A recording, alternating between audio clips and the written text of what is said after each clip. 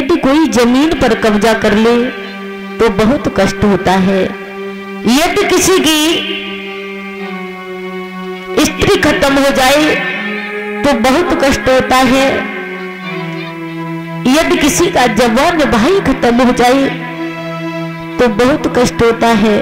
लेकिन सबसे बड़ा कष्ट मुझे दुनिया में सबसे बड़ा कष्ट है किसी बाप का जवान पुत्र दुनिया को छोड़ करके चला जाए। उस बाप को समझाने वाला इस संसार में कोई नहीं है। मैया तारा बोली लाडले पुत्र और बोली, चेत गर्भ में गयो नींद वारी सोयोरी काया में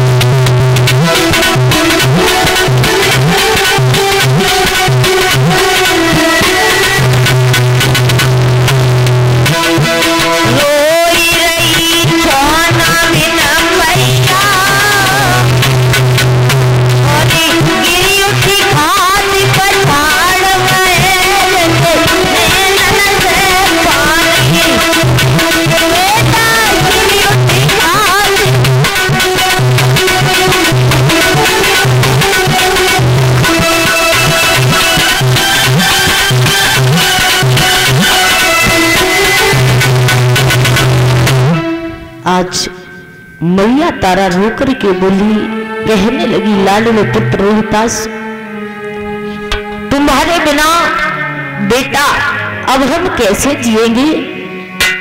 इस संसार में अब हमारा कोई नहीं है। बेटा रोहतास, एक बार अपनी मैया से मां कहकर के तो बोलो।